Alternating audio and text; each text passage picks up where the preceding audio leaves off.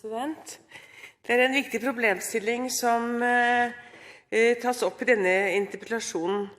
Og jeg også svært oppløftet, slik som representanten Solberg og flere andre også har vært inne på, over de forsknings- og behandlingsresultatene som vi har fått fra kreftlegene Fluge og Mella ved Haukeland sykehus. Og jeg synes det bra, veldig bra, at statsråden også følger opp med 2 millioner, slik at de kan videreføre dette prosjektet.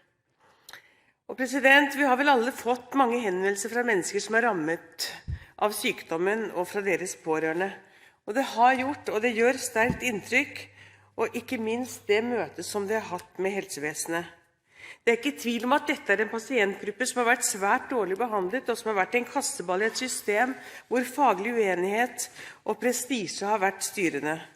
Og det en stor pasientgruppe. Det anslått at omkring 10 000 nordmenn har ME. Av disse 300 barn, og minst 50 pasienter ligger alvorlig syke og sterkt pleietrengende. Og sykdomsutviklingen og prognosen uforutsigbar.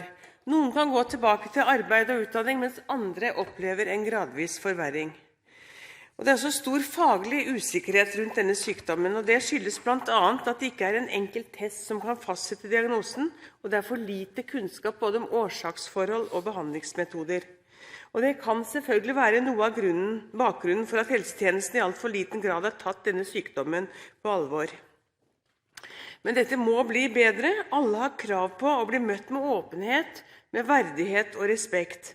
Å bli tatt på alvor og bli møtt med respekt viktig for alle mennesker, men særlig betydning for pasienter med en kronisk invalidiserende sykdom. Og et arbeidsutvalg oppnevnt av Nasjonalt kunnskapssenter for helsetjenesten vurderte for få år siden den forskningsbaserte kunnskapen om diagnostikk og behandling av ME. Og intervjustudier viste hvordan pasienter med kronisk utmattelsessyndrom har opplevd konfliktfylte møter og relasjoner med helsepersonell, og at legenes holdninger til sykdommen og pasienten har også vært av moralsk karakter. Men president, sykdom dreier seg ikke bare om symptomer og funksjonssvikt, men også om identitet. Og pasienter med ME har fortalt at de har opplevd stigmatisering av sosial marginalisering når legene ikke enig i hvilken plass denne tilstanden har i det medisinske kunnskapssystemet. Pasienter har fortalt at leger har gitt uttrykk for skepsis til hvordan pasienter har opplevd symptomer og deres oppfatning av årsaksforhold. Erna Solberg nevnte Jørgen Jelstads bok «De bortgjemte. Hvordan ME ble vår tids mest omstridte sykdom». Og den skildrer hvor vanskelig det for ME-syke å få en verdig behandling innenfor det offentlige helsevesen, og den gir en dokumentasjon av enkelte fagmiljøers motvilje mot å ta denne sykdommen alvorlig som en somatisk sykdom. Den skildrer også hvor krenkende pasientbehandlingen kan bli når man ikke forstår eller respekterer hvor invalidiserende denne sykdommen kan være. Det en sterk lesning, president.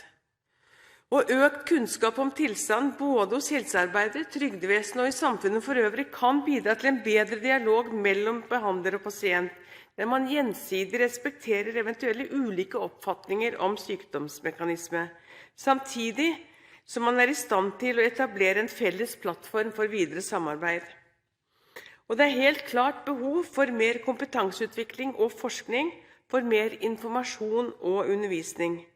Og det behov for bedre tilrettelegging av behandlingstilbudet i kommunenes omsorgstjenester og i spesialisthelsetjenesten.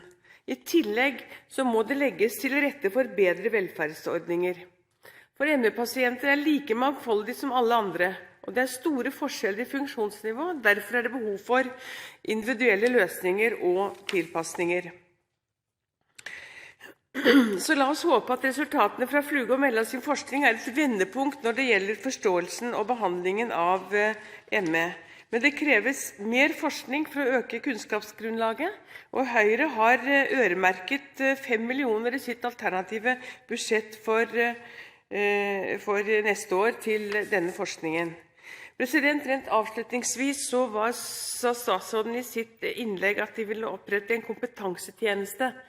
Tidligere i dag så har jeg hørt at det har vært snakk om kompetansesenter. Og jeg ble litt sånn usikker nå hva som egentlig ligger i det, så jeg vil bare be statsråden klargjøre hva som ligger i kompetansetjeneste.